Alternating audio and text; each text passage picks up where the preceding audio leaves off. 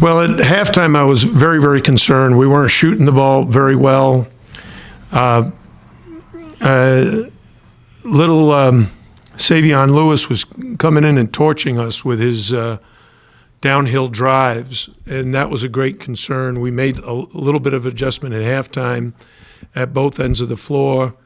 It seemed to work very, very well for us. We got a bunch of stops, and then we caught fire from three, making 11 out of 15 in the second half. Oh, that's 33 points on 15 shots. Pretty darn good. So very, very happy with the overall team effort. We played 9 guys. They all scored, and end up with a very nice home court win. Questions for Coach Al? And 2 shooters combined for 4 of 16 for 3. How much of that was influenced by our defense? I thought our defense was pretty good. They ended up 5 for 30, 16%. That's not indicative of the kind of three-point shooters they are. So the question is, was it our defense or did they just have a bad day shooting? Because DJ Vasiljevic went 0 for 5 in the first half, and I don't think it was the defense. I thought he rushed some shots, but he settled down in the second half and played terrific. And he and Cam McGusty were able to shoot very well from 3. DJ had a double-double, and Cam McGusty had a career high. So the two of them combined to have a good overall game. But this is the first game where we've won the rebound battle, and it wasn't like we crushed them, 45-41 on the boards. So Marfo is a tremendous rebounder. He ended up with 13 rebounds. It's probably more than both our big guys combined. So, he's pretty tough. Coach, McGusty sat out last season, obviously, as a transfer. Not Nazir Brooks is doing that now. How difficult is that? These guys are used to playing, to have to sit out, and they're trying to get better, I'm sure, in practice. How difficult is that to do? Well, I think the good thing about sitting out is you can identify the areas of your game that you want to pay close attention to and improve. In Cam McGusty's case, one of the things he wanted to do is get stronger, to really be in the weight room and work on his body. The second thing is he really wanted to work on his three-point shot, and Coach Caputo worked with him every day, and Cam worked at that part of his game. The last thing was we wanted him to be able to play multiple positions. So now in the games we've already played, he's played the 1, the 2, the 3, and the 4. And that's unusual for a perimeter player. And what can you tell me about Nazir? How's he doing basketball-wise, and also the situation with his mom? Well, Nasir Brooks is a very mature guy. He's very put together physically and mentally.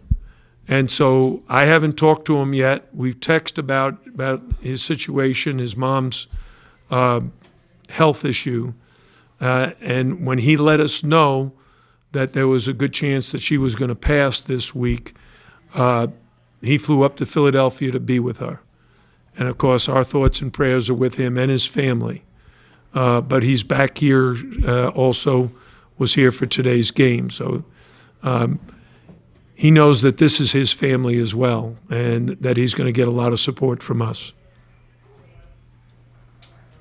Jim, what do you think turned it in the second half? Obviously, you thrilled with the threes, but what looked like a difference? Yeah, we were clearly better at both ends of the court. I thought the adjustment defensively worked and the adjustment on offense worked. The first thing we were able to do was post feed to Rodney Miller, who immediately scored, and then we hit a 3. We got a fast break opportunity. We scored in that, and pretty much once we got it rolling, it became contagious. Cam hit a 3, DJ hit a 3, Chris Like scored, and we end up with, I don't know how many guys in double figures, 1, 2, 3, 4 guys in double figures, and I think we could have easily had 5 or 6 had we played a little bit better in the first half. DJ's been scored as the last 2 home games, first half. As a senior, are you seeing him maybe press a little bit early in the game? Yeah, I'll have to ask him about that. I knew when they said, when we told him in the scouting report that that they zone a lot, that he puts a lot of pressure on himself to be the zone buster. You know, he wants to break up the zone with a lot of threes. But the funny thing is, the threes he took were in transition. He kind of rushed them a little bit. But the other side of that is I think Cam and Chris and Harlan are finding DJ more in transition. And as the season progresses, if that becomes a habit, I think he'll calm down and know, hey, they're looking for me, and he'll make a lot of those shots. He ended up, 3 for 9 from 3, which is a little bit out of character. He probably should have been like 5 for 9. Coach, can you provide an update on Keystone? What's he able to do in practice, and when do you expect him back? And also, what impact do you expect from him once he does? Well, maybe the best news this week was Keith is going to be cleared and start full practice on Monday. So when he'll actually be able to play in the game, we don't know yet. We've got to put him through some practices and get him up to speed with the other guys. And that's going to be challenging for him because he hasn't actually played or competed for almost a year. He was hurt in January, had his surgery in January, and now we're moving close into December. So after 11 months of not playing competitively, there'll be some time to adjust. And normally, I think it actually takes you a year to get back in the groove. Hopefully it won't. Hopefully it'll only take him, maybe the month of December so he's ready to compete in the ACC schedule. What type of impact do you think he has? Is it kind of a bruiser guy or a guy that's a stretch? Well, he's actually like a stretch 4, but with a huge body. I mean, he weighs like 250. He can shoot the 3.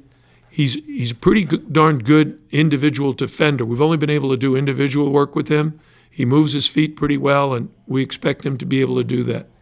And what do you think of this road trip now coming up? Can you talk a little bit about that? Yeah, we have 3 games in 4 days. We open up against the team that's picked preseason number 1 in the Missouri Valley Conference, which is perhaps the best mid-major conference in the country and been noted for teams that do very, very well in March. The last time we played a Missouri Valley team, we lost to Loyola Chicago in the NCAA tournament 2 years ago. So they play zone. They're very, very athletic. They play man-to-man. They play some full-court pressure, so they're going to show a lot of different things. They played at Xavier last night, and the score was tied with a minute to go. So we know they're very, very talented and very, very good. Anything else for Coach Al? Yeah, Jim, how about this stretch now where you're basically away from home here for like a month, and you got a young team? Do you think maybe it might be a bonding kind of thing and you'll learn more about this group? Yeah, bonding, that's a good word. I hope we bond. Yeah, we've played one road game already versus Central Florida, and I thought the guys did a great job there. Hopefully this tournament will give us an opportunity to really compete against the highest level teams in the country and see where we stand. Because, once those games are over, we jump, right into the ACC Big Ten Challenge, which is going to be tough. And then come January, it's all ACC from there.